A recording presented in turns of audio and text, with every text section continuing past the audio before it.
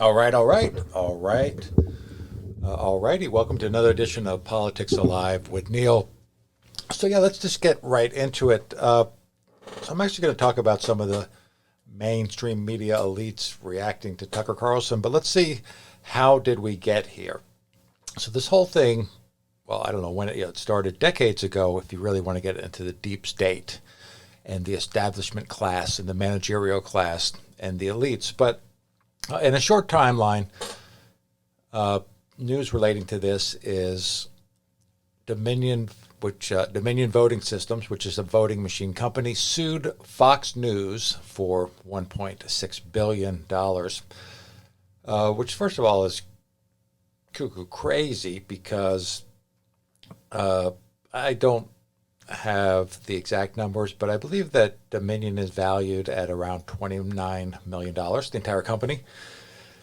So how can a how can a company have $1.6 billion in damages? So it's stupid. It's stupid.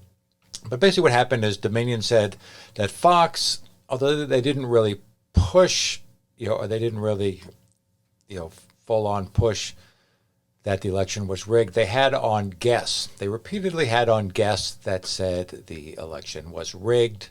Therefore, they are somehow complicit in it.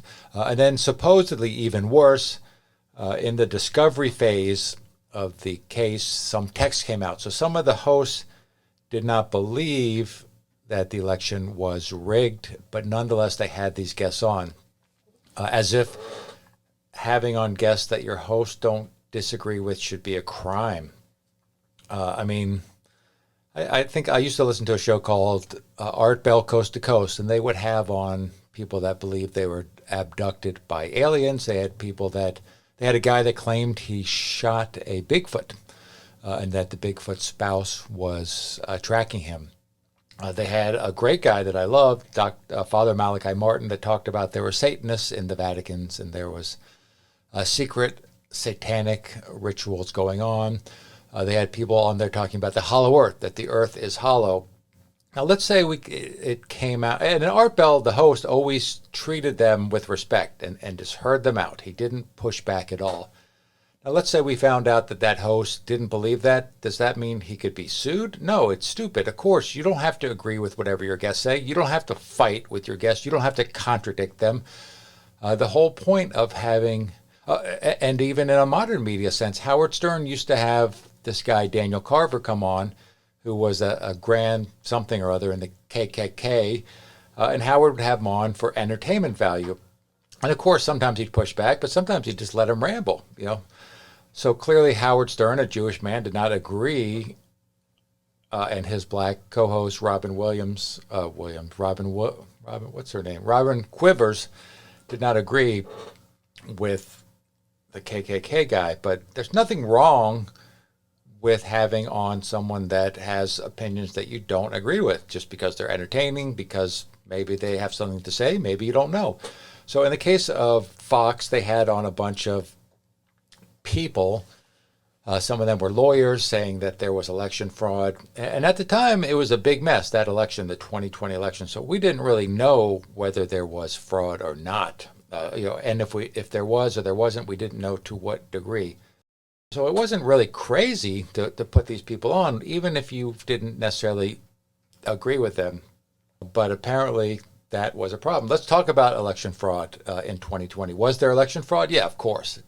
Nobody that has a brain agrees with the most secure election in our lifetime. It was the pandemic. We had unmanned voting boxes. Many states had no ID voting. We had people like Mark Zuckerberg doing things that weren't necessarily 100% illegal, but spending $400 million just to get out the vote campaigns, but only in Democrat areas. We had a vote by mail in states like at least in California where I live, but in other states maybe, you could actually print a ballot at home from your home printer. You could go to a website and print your own ballot and just mail it in. So what's stopping any amount of fraud? Plus, even as HBO in the February 2020, so earlier in that year, documentary Chain, something with the word chain in it, but they did a documentary showing that these voting machines were hackable, completely hackable, easily hackable. They took them in this documentary to hacker conferences, and within 5 minutes, hackers were able to change the vote totals, to erase the logs, do all kinds of weird stuff. So what do we know? We know that it was completely possible to cheat in 2020. We know that it was Trump was being framed as literally Hitler in 2020. So there was motivation, and there was, it was you were able motivation and opportunity to cheat. Now that doesn't mean that there was cheating, but certainly, or that there was enough cheating to change the election results. But I'm just pausing, by the way, because there's thunder, crazy thunder where I am in New York City.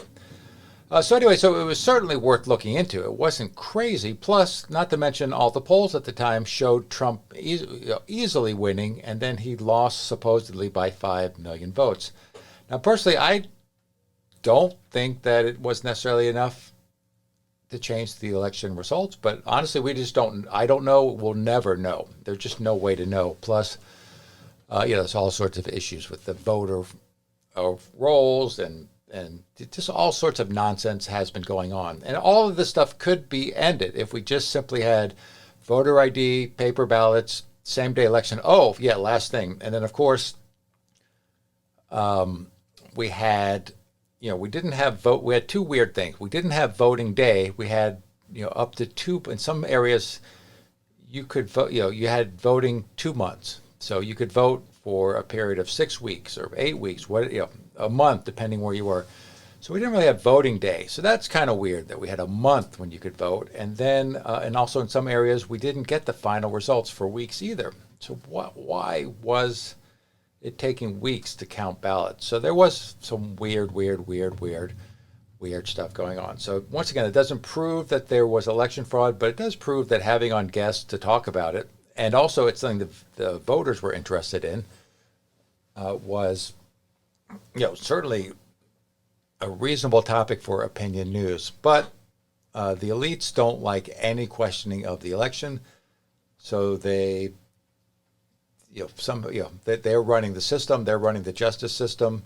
I don't know what was going on with Fox, but for some reason, a voting machine company, ironically, was able to win a case. First of all, win $787 million, but also, this is a real First Amendment problem. If you cannot even talk about the issue of voter fraud without being bankrupted, then that's a really bad thing. I mean, if we can't talk about voter fraud, like even if there wasn't voter fraud, we should always be able to talk about it, because what if there really, let's say this wasn't voter fraud, but let's say there is voter fraud in the future. Nobody can talk about it now. So this sets up a system just absolutely primed for any future cheating. Once again, we know how to solve this problem. It's same-day voting. It's same-day voting and paper ballots. It's the short form. Both Canada and France used to have, different forms of electronic voting, and they both got rid of it. So, in both those countries, they have elections. It's paper ballots only, and they have that night everyone votes, and that night everyone knows who the winner is. Not taking weeks or months to find out.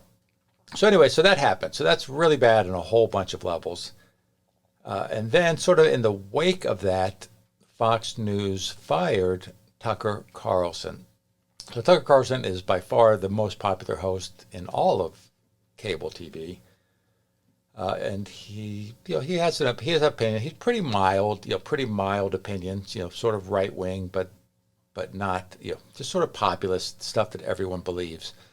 But because he doesn't pitch a left wing narrative like MSNBC and all the others, he's called a white supremacist.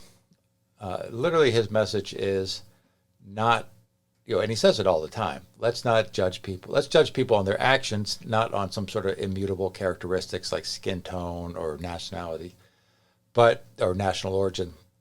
But that's enough. If you just simply don't go along with the endless diversity I don't know what it is, narrative, then you will get canceled. So he got canceled. He's also mildly pro-Trump, I'd say, of Tucker. He's certainly more pro-Trump than he is pro-Joe Biden.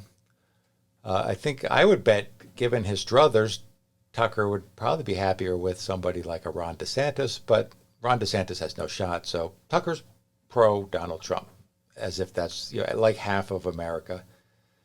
But also that was a problem. So the head of Fox News, this guy Rupert Murdoch, is an establishment guy. He does not like Donald Trump. He is threatened by his populist message. So they don't even have Donald Trump on their network, barely ever at all.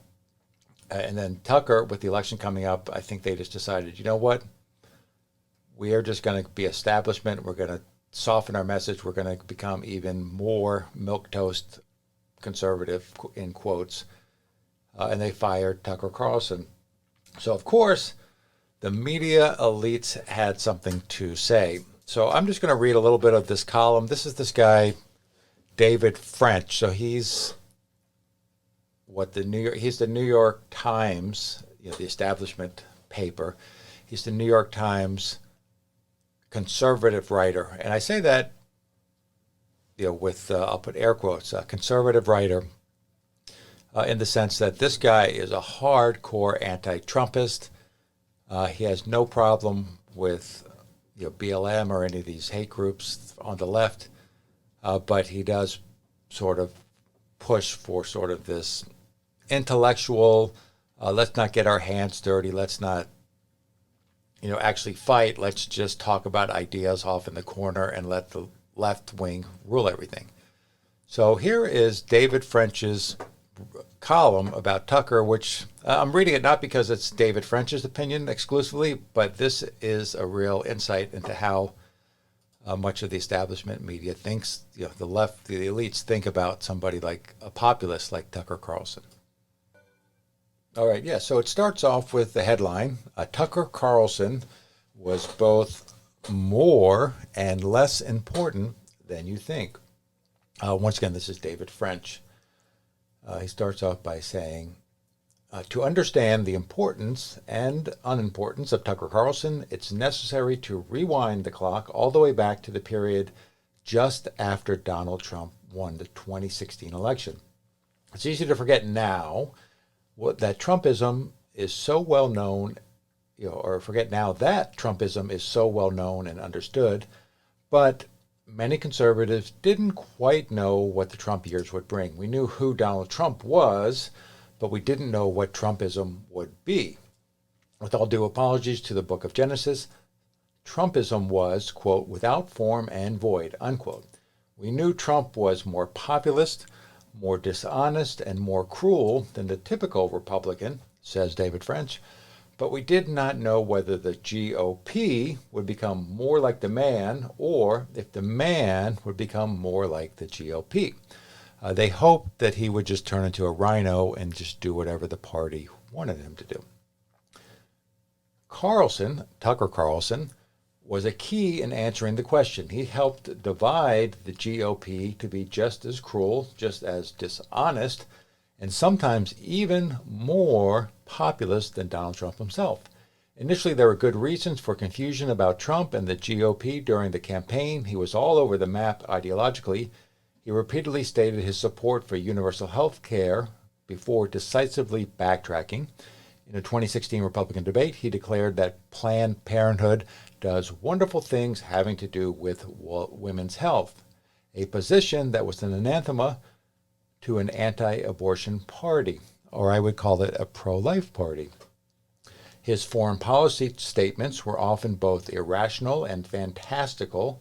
At one point, for example, he articulated an anti-ISIS strategy that was little more than bomb the expletive out of the terrorist group and send in Exxon to rebuild. Honestly, it's certainly a better policy than Bush and Cheney and then Obama after him's policy of trying to create a democracy in a part of the world that didn't want it. That resulted in tens of thousands of dead Americans and at least 500,000 dead Middle Easterners, mostly in Iraq. So honestly, bomb the heck out of ISIS and send an Exxon to rebuild sounds pretty good to me. Anyway, David French continues. And if personnel is policy, then it was difficult to define Trump's early administration as well. He began with populist stalwarts such as Steve Bannon, Stephen Miller, and Michael Flynn in key administration positions, but he also brought in establishment figures such as Reince Priebus, James Mattis, Elaine Chao, and Rex Tillerson. By the way, the ones he brought in later, Reince did okay. James Mattis was a backstabber. Elaine Chao was a backstabber. And Rex Tillerson was publicly insulting Donald Trump while running the Department of State. So he was kicked out. So the establishment, I think Trump learned a lesson. Steve Bannon, Stephen Miller, and Michael Flynn are all on Team Trump, and the rest of them turned out to be a bunch of Brutuses with knives ready to stab then and now. So anyway, David French continues. Moreover, many of Trump's early moves were straight out of the Republican playbook. The only truly significant piece of legislation Trump signed in his entire presidency was the Paul Ryan-designed tax cut in late 2017. I disagree with that, by the way, but French says that year he also nominated for the Supreme Court Neil Gorsuch, a respected jurist who would have been on the short list for any Republican president. Yes, Gorsuch was and continues to be pretty great. When Trump was elected, friends and colleagues told me that his populism could be moderated and his cruelty and dishonesty were aberrations. A plurality in GOP primaries had foisted him on the party, and Republicans consolidated during the general election, not because of a love for Trump, but because of an opposition to Hillary. Trump could be contained. He could be channeled. His political appointees would keep him sane. It was not to be, and not just because of the sheer force of Trump's personality.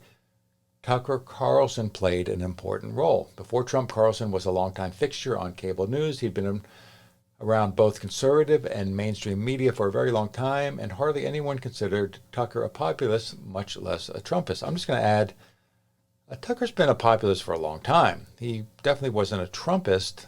He's sort of looked down on Trump probably at the time, but Tucker was a populist.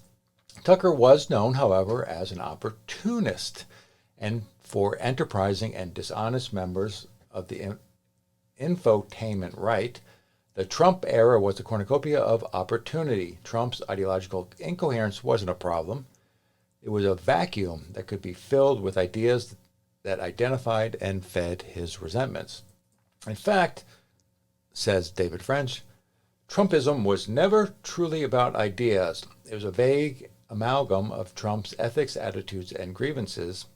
By the way, Trumpism is all about one idea, and that's America first. So you look at any issue, be it whether it be our foreign policy, whether it be how we deal with NATO, whether it be should we go to war or not, whether what should our border policies be, what should our economic policies be, what should our energy and oil and drilling policies be. If you just asked every single one of those, which policy is best for America overall, not the elites, if you're saying let's put America's wants, needs, desires, and well-being first, and then whatever that answer is, that's what Trumpism is. I mean, it's not, nothing to do with Trump's ethics, attitudes, and grievances. But anyway, back to the column. Speaking of Trump's ethics, attitudes, and grievances, David French, Tucker Carlson, imitated them, adopted them, and broadcast them to his millions of viewers. Carlson put the lie to the idea that Trump's cruelty was an aberration, and that it was somehow alien to the Republican character to be tolerated only because of the greater good of defeating Clinton had demanded it. In Trump's cruelty, there was again opportunity. There were millions who would thrill to his most crude and personal attacks. On Tucker's program, truth was optional. Insults were mandatory. And racism was all but explicit. The narrative was consistent. They, whoever they is, they were after you. They were lying to you. And they were terrible, horrible people. He goes on, David French, to talk about he has experience with Tucker's tactics. In a 2021 broadcast, Tucker took aim at David French for supporting the Biden administration's decision to launch retaliatory airstrikes against Iranian-backed militia that had attacked and killed a Filipino contractor and wounded 5 Americans. He, Tucker, contrasted David French's support for Biden's attack on Iranian militias with David French's opposition to Trump-ordered strikes on Bashar al-Assad's regime in Syria. So anyway, he goes on to all the details. It's a little bit boring, so we won't get into all of that. But basically, it's the same thing. Like Tucker just does, like Donald Trump, just wants to keep the U.S. out of war. So any unnecessary airstrikes to protect foreign people, in this case, when our national interests really aren't at stake, is probably a bad idea in both Trump and Tucker's mind. But David French says Carlson conflated an attack on a nation that had not attacked the U.S. with an attack on militias that had, and he included this personal attack. Quote, "War makes David French feel powerful and alive, one of the few things that does, but only when the right people wage it," unquote. David French says, "I share that anecdote not because it's particularly egregious, but rather because it's typical of both Trump and Tucker. Invent a partisan grievance, mislead the audience, and cap off the conversation with a direct insult." You know what, David? You're literally writing an entire column insulting Tucker, and you're upset that he insulted you once 2 years ago. So come on, who's the snowflake here? David French goes on to say, but Tucker's influence went beyond substance and style. He gave a platform to a number of the Trump right's most notorious and most fringe voices. If Trump could create a constellation of right-wing stars, so could Carlson. He helped mold the GOP in his race-obsessed. I mean, honestly, who's more race-obsessed than the Democrats? But anyway, Tucker helped mold the GOP in his race-obsessed, conspiracy-addled image and helped perpetuate a culture of cruel and punitive Republican communication and helped build an infrastructure of new right voices who copy his substance and style. So, if all that's true, then what could possibly be unimportant about Carlson? The fact that at the end of the day, he was not bigger than Fox. The secret of Tucker's fame is that it was always rooted far more in his Fox News time slot than in his ideas' inherent appeal. His influence, while profound, was contingent and ephemeral, dependent on his access to an audience he did not create that is not loyal primarily to him. Let's place this fame in perspective. He was a top-rated host at Fox, but he didn't host a top-rated show. In 2022, that honor belonged to The Five. Yeah, that is true. The top-rated show goes back and forth between The Five and Tucker. Tucker is one person. The Five is 5 hosts. But yeah, it is true. The Five does sometimes beat it in the ratings. The Fox hosts, Jesse Waters and Greg Gutfeld, could both claim more total nightly viewers than Carlson between The Five and their other shows. Once again, that's ridiculous. Both Jesse Waters and Greg Gutfeld have their own show and The Five. So adding up 2 shows means that they are more popular because their 2 shows added together equal more than Tucker's 1 show. I don't know. That sounds like a stretch. And while Carlson's ratings were impressive, they were comparable to those of his predecessor, Bill O'Reilly, which raises the question, to what extent was Tucker popular and influential because of his distinct voice, and to what extent was it because he occupied the most coveted time slot on the most popular cable news channel in the United States? Well, part of the reason it's the most popular channel is because of people like Tucker. We shall soon see, says David French. But I strongly suspect we know the answer. Tucker Carlson isn't a cultural or political juggernaut. Fox News is. I've written before about the network's singular place in the culture of Red America. Without the power of Fox, Carlson's ability to influence the right will likely be permanently diminished. Indeed, if the experiences of the former Fox superstars Bill O'Reilly and Glenn Beck teach us anything, it's how fast influence can fade once it's separated from Fox News. Yeah, end of column. So first of all, this last paragraph, without the power of Fox, Carlson's ability to influence the right will likely be permanently diminished. Maybe, that is possible. But Bill O'Reilly, since he left, has written 4 New York Times #1 best-selling books, and he probably makes more money doing his own thing. Certainly Glenn Beck started something called The Blaze, which probably gets him more viewers and more influence than his one show on Fox, but who knows. As for Tucker, personally, I'm hoping he goes to Newsmax. Like, holy cow. I have no idea if he will or not, but that would be amazing. I think in a perfect world, Tucker would go to Newsmax, do a show there, but then also do some sort of deal like Joe Rogan has, where somebody like Spotify or Rumble, the video channel, would give him a show to do a podcast there. Maybe give him a $200 or $300 million deal. Like Joe Rogan. I certainly think Tucker could be more popular than Joe Rogan.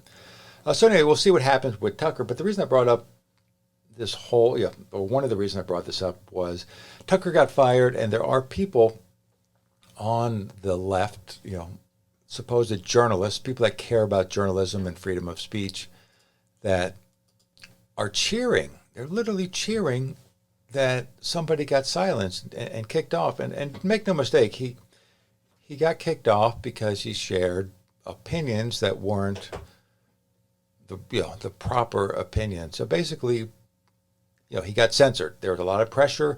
Even previously, Nancy Pelosi had a couple of Democrat reps saying that to AT&T, saying that which owned some cable systems and owned a chunk of owned their own streaming thing and owned a majority share of Dish Network, and the Democrats on the official letterhead demanded that OAN and Fox and Newsmax be taken off of their platform. And actually, the AT&T did take off OAN, and they did take off Newsmax, and luckily Newsmax fought back like a bobcat caught in a trap, and actually prevailed. OAN, One American News Network, never really regained, and Fox News didn't get taken off, which would be hard to take off the #1 thing, but Fox News has bent the knee. And even 3 days before Tucker was taken off, that Friday, a major Democrat representative, AOC, went on to, I don't know, wherever she goes, Instagram Live or whatever idiots will broadcast her, and demanded that Tucker be removed. And I'm not saying she said it on Friday and he was removed on Monday because she had power, but I think probably somebody told her, hey, you can say this because it's being worked on behind the scenes. Who knows? But like I say, the media used to always stand up for any journalist that's silenced. There's a Wall Street Journal reporter that's taken prisoner in Russia. They fight for him, as they probably should. There's a guy who was not even an American, but was killed by the Saudis, Khashoggi, and the media championed him. Anytime somebody's kicked off of left-wing media, they go crazy. But the fact that they're cheering that Fox News got sued and now is essentially being censored from at least ever talking about voting in elections, that they're cheering Tucker Carlson. It's very. I think it's a sad day for sad moment for American journalism, American free speech. Anyway, that's just my thoughts. Leave your thoughts in the comments and let me know what you think.